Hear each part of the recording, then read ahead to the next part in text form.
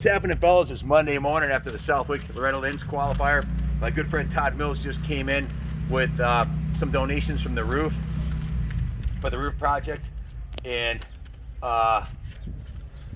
he's a fellow CR 500 rider himself. He's had a CR since what? 2001. 2001. He's got a 97 CR 500, same as mine. So we've got a lot in common. He's been following our progress for many moons on YouTube with the project, and got motivated to help us. So he collected from 23 different friends just under $3,000 in cash for the roof. And if he looks familiar, he's been on TV a couple times.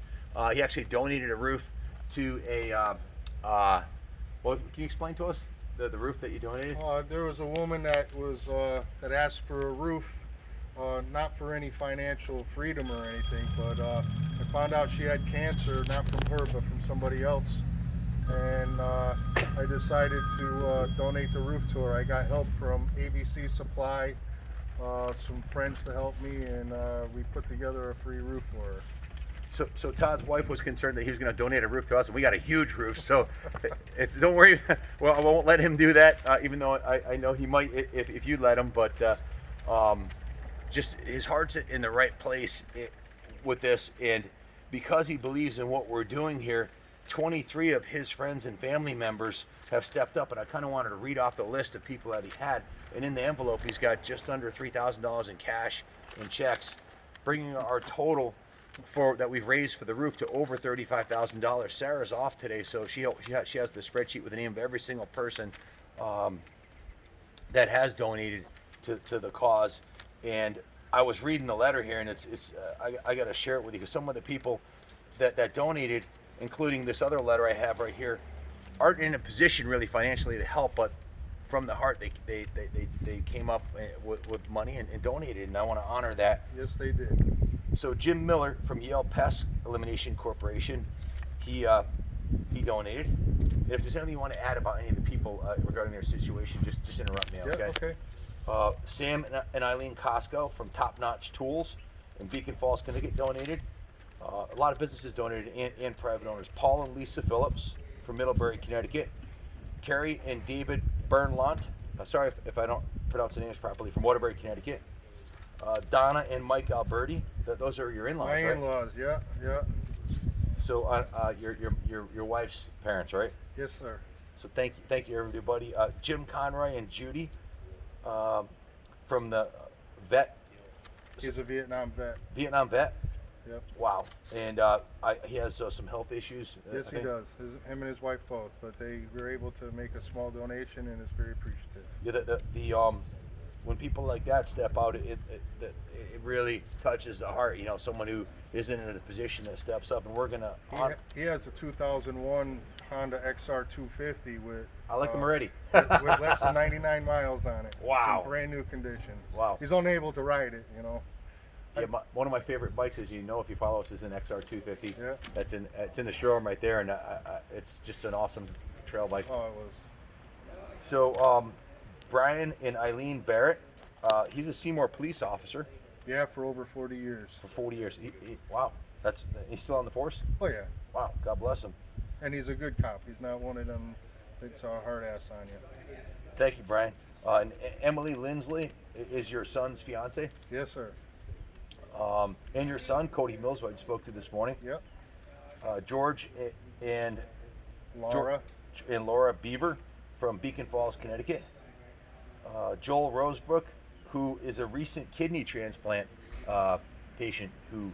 Yep. That's obviously he's probably been out of work. Yeah. Yep. We'll keep him in our prayers for sure. That's awesome. Chris, how do you pronounce the last name?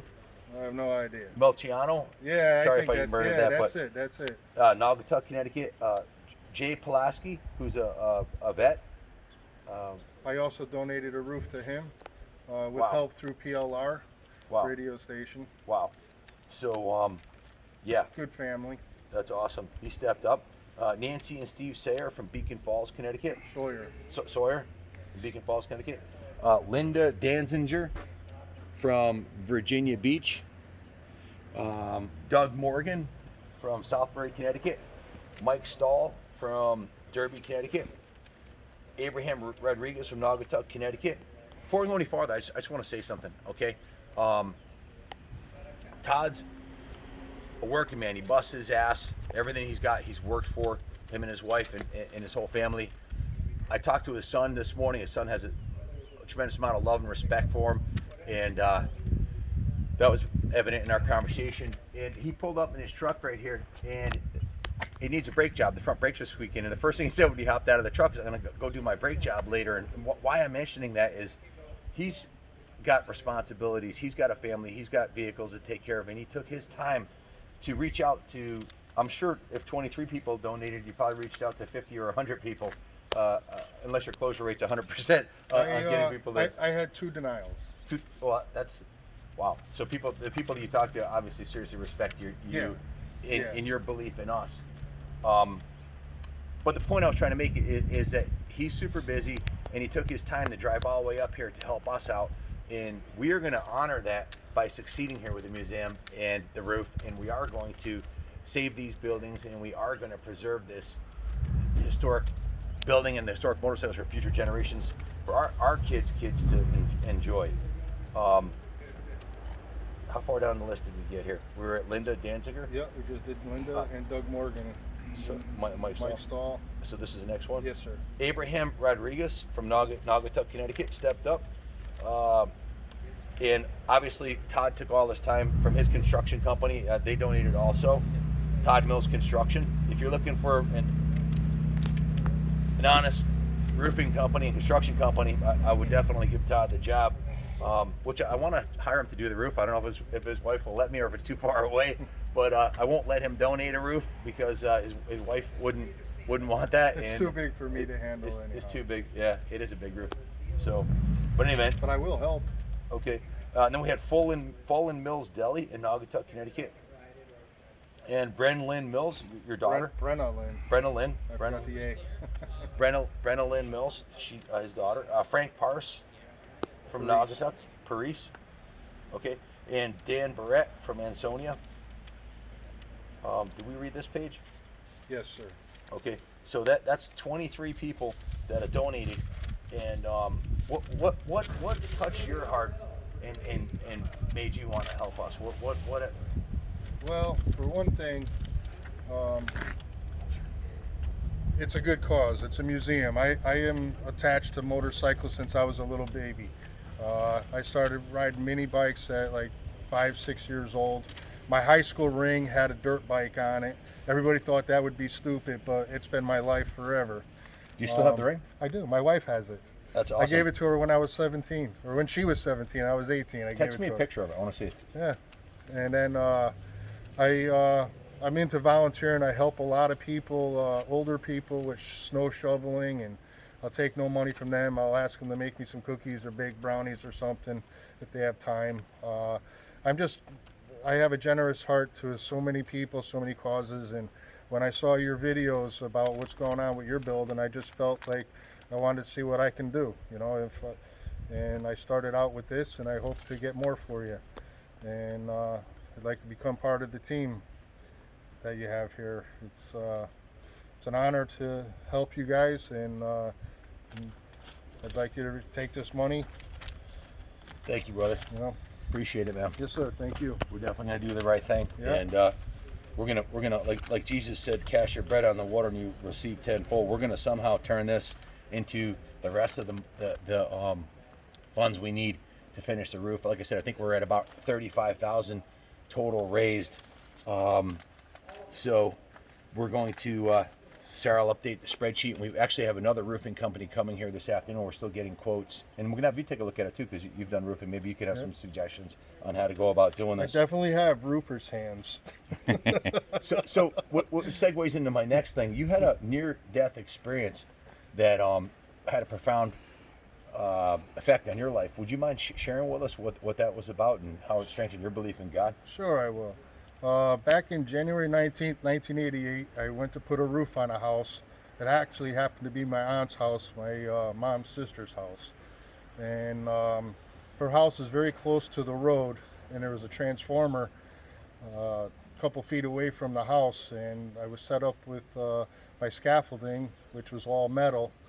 and I hit it with a piece of rake edge and got severely burned, and spent 7 weeks in the hospital, a couple years out of work, unable to wear shoes for over a year until the feet healed. But I recovered well, and I asked God for help when I was being electrocuted, and next thing I knew, I was falling off the scaffolding, and it turned out better. Then went to the hospital for a while. You were in the hospital for. Sorry about the phone ring. And James, our shipper, is filming this video. We normally have one of our guys do it. They weren't available, and he was sitting on a dock, so I handed him the camera. But anyway, you were in the hospital for 7 weeks, right? 7 weeks, 3 days, And about a month of intensive care. And how many volts were coursing through your body? We were told the power line was 13,800 volts. 13,000 for over 7 minutes, right? Yes, there was a doctor's office across the street that had called 911, and through the court documents, we were told that it was 7 minutes and 38 seconds by the time the response teams got on scene. What is the survival rate of someone getting that type of? I really don't know, but I know that when Northeast Utilities came to visit me in the hospital on my second day being there, that according to them, I should have died instantly without suffering. So not only did he not die instantly, but he also had a spiritual experience in that moment. Can you close the door, please? Thanks. He had a spiritual experience in that moment that kind of blew me away when he shared it with us. Because, okay, 13,000 volts. He's basically hooked up to the transformer, I was unable to get off. Unable to get off this platform, and had a bit of a spiritual experience in that moment that you shared with me earlier. I don't know if you want to. Yeah, when it was first happening and I realized what was happening, I was yelling at the devil, telling him, "You can't do nothing to me. I'm better than you." And I started remembering things of my past when I was a little kid, and good things, bad things. I was thinking of my girlfriend, which today is my wife, and just I thought I was done, and so I got done talking to the devil and yelling at him, and all of a sudden asked God for help. And at that second, I just fell off the scaffolding and started to heal. Can you imagine that? 7 minutes hooked up to 13,000 volts would have killed most people instantly. And maybe your faith is what carried you through, but did a lot of damage to my hands. Like these cuts were like 3/4 of an inch wide. I could see all the bones to both my hands, my feet. The flesh was burned off. You described it earlier like a hot dog that's over boiled and it cracks, like your skin was cracking everywhere, right? Yeah. And 7 weeks in the hospital, and you're out of work for what, 2 years? 2 weeks would have been 2 more years out of work. It's incredible story of perseverance. And I still hurt to this day, my joints and stuff, but I still go to work and do it. So I'm not sure if that inspired you to be such a giving, caring person, and everybody who knows you believes in what you're doing, evidenced by 23 out of 25 people you asked who weren't odd morning physicians stepped up to help. And you've donated roofs. You've been on WPLR and a couple other TV stations. Yeah, Channel 8 News did a story that I helped a lady with cancer in 2013. Unfortunately, she only lived a year and a half and passed, but my goal was to help her save the money and put it towards wherever she could. Todd, just an honor to spend this time with you today, and thank you to all the people that donated to the roof fund. We are super grateful. We just this weekend, the Connecticut Coalition of Motorcycle Clubs bought up a handful of $400 and $20 bills, $400 in cash towards the roof on Saturday. So again, we haven't updated the spreadsheet, but it's well over $35,000 at this point. We also, a former Harley Davidson employee, I don't have her name in front of me, came in on Saturday also and gave us $70. So $470 on Saturday, almost $3,000 today. And we just got a phone call from the previous owner of the ADB Avenger motorcycle that was put in the museum permanently on display, and he called up and said, "Listen, why don't you sell the bike he had donated it to the museum to raise the funds for the roof. So the ADB Avenger 605, one of 2 ever built, with a SOX high performance Rotax engine. Bombardier, I think, designed it, but just an incredible machine. That's going to be going up for sale, and that's got to be worth at least $6,000 or more. So that's going to get sold, and that's going to go towards the roof. So the quotes we've been getting in are a multiple of the $35,000 we have now. But the walk of a million miles starts at one step, right? So we keep moving forward, and we have enough money now to get started, and we think we have enough money to do the smaller building now. So we're getting another quote this afternoon, and Todd and I are going to go take a look at it. We're going to see if we can get the ball rolling and at least get one of the roofs started. I got it. So I wanted to thank the gentleman who donated the ADB Avenger to the museum, Daniel Laurie. And also, if you have a motorcycle you want to donate to the roof fund that we could sell, give us a call, 860-454-7024. I also got a check here from my good friend Mike Stowe in a letter from him. I got to read you this letter that Mike just wrote. It says, and Mike, if you watch our comments, he's probably one of the most sarcastic guys that comments on our videos, but his heart's in the right place. He's kind of rough and gruff sometimes, but his heart's in the right place. So this is him describing himself. Just some fat disabled guy from Iowa that flips junior and seniors shit on their videos. I've watched all 3,551 videos as of today. I've thumbed up each video and probably left more comments than anyone. Mostly smartass ones, but have the channel watched every video. I've watched every video and I just love old 2-stroke bikes. I haven't rode since I became disabled in 2013. Got Mensa, almost died twice from it. Blood infection, was in the hospital for 6 months and got out, but had a pick in my right. I am basically a tube going to my heart. After I got out of hospital, I had to get to hospital every day to sit and get pumped full of antibiotics for an hour every day, but enough. I just wanted to give up. So I just want to donate something. It's only $50. I'm going to just tell you, I normally don't say how much, but I'm going to say only, it's not the amount, but it's in the letter. I give more, but with health problems, on disability, and being a fat diabetic, I don't have much, and I want to thank you guys for the t-shirts. So, and I do get off the couch now. I gained 140 pounds in the hospital. I was up to 390. Now I'm down to 340. So I always bust Mike's ass. I tell him to lose weight, and we'll fly his butt out here for the 500 shootout. But he's got to get in good enough shape to ride one, and he's on his way. He's down to 340 pounds. I'm trying. I call him my big brother too for a reason. He's a big dude. Even if he lost weight, he'd probably still be in the 250, 260. He's a very large man. So hopefully I'll keep losing weight so I can come out to the event. But they meant the 500 shootout. But I'd rather watch you and Junior race. Okay, done rambling. If I ever win the lotto, I told you before, I'd give the money to you to fix the building up. It's funny. The lady asked me what I do if I even won. I said if I already look like Santa Claus and I already look like Santa Claus and even had money, I said I'd spend it all in helping my friends.